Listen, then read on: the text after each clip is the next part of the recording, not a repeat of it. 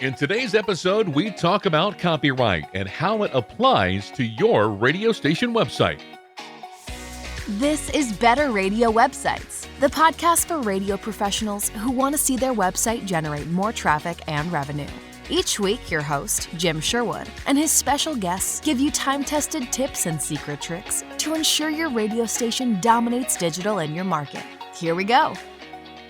Hi, it's Jim, and welcome to Better Radio Websites, the podcast that wants to help you get more visitors and the most revenue from your radio station website. Well, let's talk about copyright on the web today. Now, we've all heard about radio stations getting in trouble for using copyrighted images. So I hope that we know that it's never okay to grab images that you and or the radio station does not have rights to. Using an image from a Google image search, that is the quickest way for the radio station to be fined and possibly put your job in jeopardy. Recently, a radio station reached out to us about a copyright issue of a different nature. Apparently, another nearby news site was blatantly copying their news content, putting it on their website and sharing it out to Facebook as if they wrote it. So they asked me what they should do about it. Now, I'll go ahead and say this up front, and I'll mention it many times during this episode. Every country and state has their own rules regarding copyright protection. In some jurisdictions, it's illegal to give legal advice without actually being a trained and certified lawyer. Today, we're not going to be doing any of that. We're just going to be engaging in a simple discussion about general principles that may arise when other website owners potentially violate your copyrighted work. Again, we're offering opinions, not legal advice. When facing any issue involving the law, always get the best professional legal advice that you can. It's highly unlikely that you're going to find the proper legal advice for your specific situation and location for free on the internet. So, what is copyright? Copyright.gov defines copyright as, quote, a type of intellectual property that protects original works of authorship as soon as the author fixes the work in a tangible form of expression. In copyright law, there are a lot of different types of works, including paintings, photographs, illustrations, musical compositions, sound recordings, computer programs, books, poems, blog posts, movies, architectural works, plays, and so much more, end quote. So it's essentially saying that copyright law covers anything that has been created. Saying that copyright law does not apply to any piece of media, be it a written text, image, audio, video, whatever, it's simply not possible. Even if you get your media from a free stock website like Pexels.com or any of the other ones out there, there's still a copyright that covers everything that you use. Even if an image says, quote, free for personal or commercial use, then that's still a copyright status. You're simply being given permission for it to be used.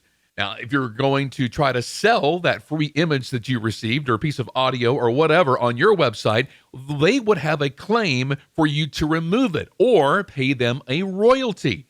So free for personal or commercial use does not give you free range to do whatever in the world that you want to with it. There are stipulations. They're written down somewhere, and those free websites do have fine print that you should go in and read. So, who owns a copyright? As we said in the definition, the author does. Any piece of work that is created, it's covered under the creator-owner copyright. However, the work doesn't fully belong to the creator if they're under contract to create the work for someone else. For example, you're creating a graphic for your radio station website. Do you, as the creator, own that image, or does the radio station? Well, the law says in most cases the radio station does, since you work for the radio station. Copyright law allows ownerships through works for hire, which establishes that works created by an employee within the scope of their employment are owned by the employer. So let's say that you created a client banner ad for the radio station website that includes the client's logo and information and their phone number and everything like that. Now, who owns the image? Well, technically, it's still the radio station since they employ you and you created it for the radio station. While the ad contains the client logo and information and all that kind of jazz, they would still need to get permission to use that image somewhere else. Now, some may argue that, well, hey, the client's paying the radio station, so isn't the radio station under that employee type situation? Shouldn't they have the legal rights to use the image as they wish? Well, that might depend on if the ad creation was a part of the digital campaign promise.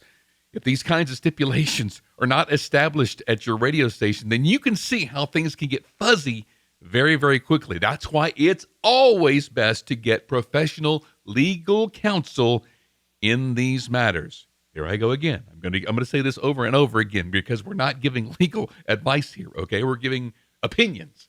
All right. Copyright symbols and copyright notices. You've probably seen those. All of our websites have that at the bottom. Back in the day, United States law required copyright to be asserted by a copyright notice in order for whatever the work was to be copyrighted. The copyright symbol consists of, that letter C with a circle around it. It used to replace the word copyright, but a lot of people just put the big C there and copyright outside of it. So you're saying copyright 2022. Using a copyright symbol or statement or whatever on your website to ensure copyright, it's really no longer the case because the law says if it's been created, it's covered.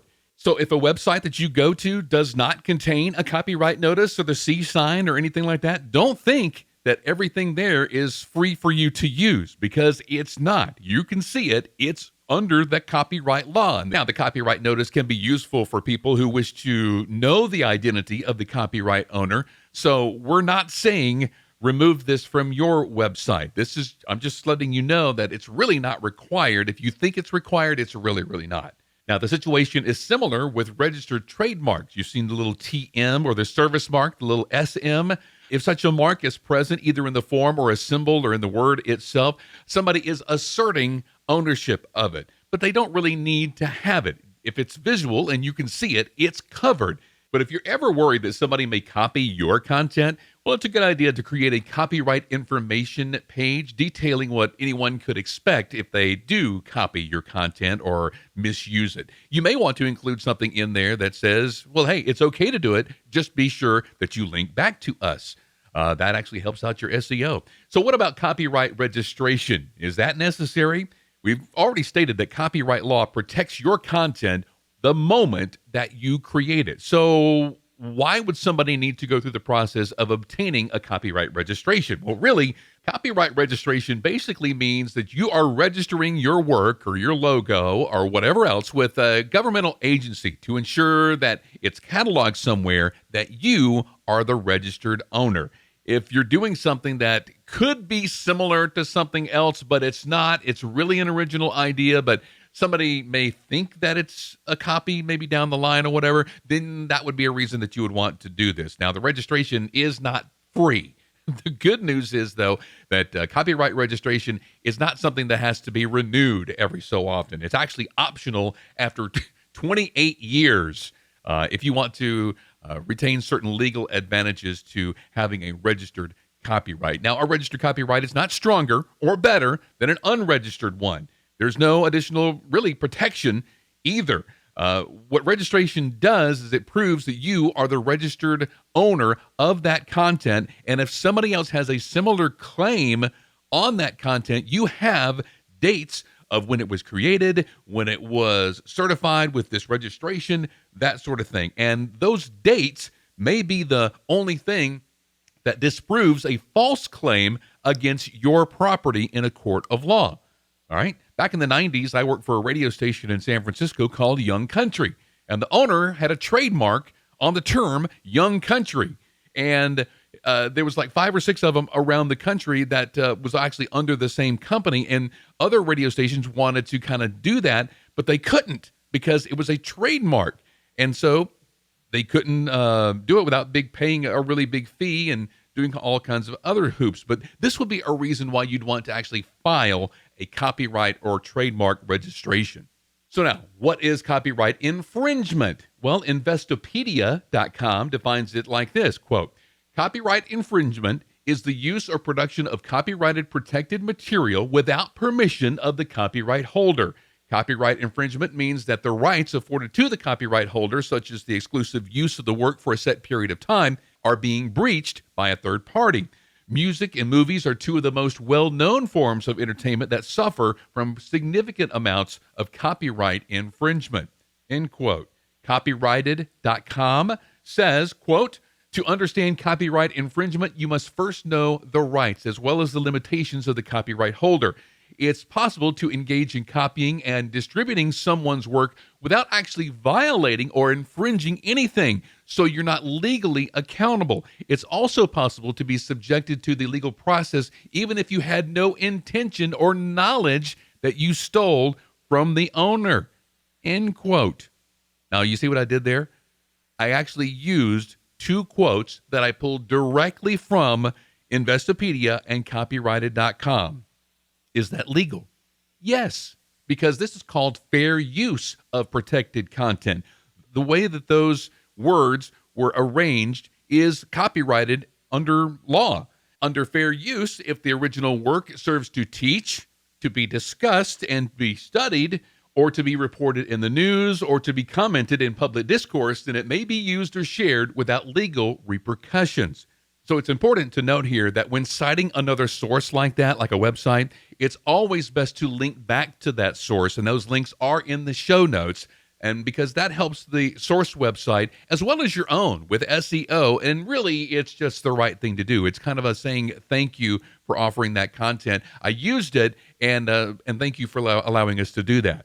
So how long does copyright protection last once you create something? Well, works created on or after January 1st, 1978 have a copyrighted term of life of the author plus 70 years after the author's death. If the work is a joint work, a couple of people joined in together, then the term lasts for 70 years after the last surviving author's death. For works made for hire or anonymous works, copyrighted protection is 95 years from the publication or 120 years from the creation, whichever is shorter. It's pretty cool how the government protects content this way. So what if your content is used without permission, like that radio station who reached out to us? It's really best to call your legal counsel. Again, we are not giving legal advice here. We are just discussing some best practices and kind of educating you on the whole process. It's really likely that somebody had the mindset of, hey, everything on the internet is free, and grabbed your content without thinking or really knowing that they were doing something illegal. Hopefully, they will react well to a politely worded letter or email asserting your ownership of the content and asking that it be properly removed. This is called a cease and desist letter. Any smart business should honor this without question. Now, if you welcome your content being on somebody else's website, then you might want to ask them to include a link back to your website and note that you are the author so it doesn't appear that they created that content. Now, if either of these actions do not work, or you're faced with somebody who's copying your work repeatedly, then it's time to start taking appropriate legal action so they will stop infringing on your rights. Your professional legal counsel will know the appropriate steps to take at that point, which I'm sure are going to include archiving screenshots of every offense. You don't want to notice that they're doing this and then not have proof of it later. So, wrapping up, as we said at the beginning and throughout this episode, I've made sure many times it's best to get professional legal counsel when it comes to matters of copyright and copyright law. Ensure that your team knows to never copy and paste something from the internet and to only use content and images that they create themselves. Even if you subscribe to a service to obtain your content and images legally, it's always best to give proper credit because you may change services down the road and might not remember where you got that specific image or piece of content from. I mean, if your website is going to live on the internet forever and all of your content is going to live there forever, and 15 years from now, somebody comes up with a copyright complaint against an image that they found in a search on your website, and they actually own that image.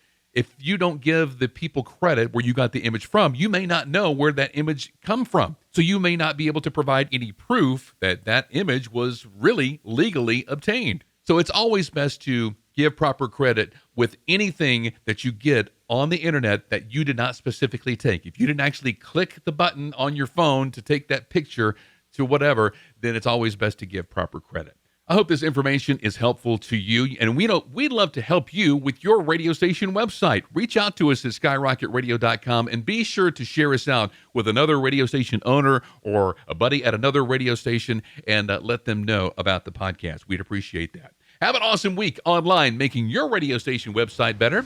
We'll see you next time. Thanks for listening to Better Radio Websites. Inspired by today's episode? Be sure you are subscribed and share this episode with a friend.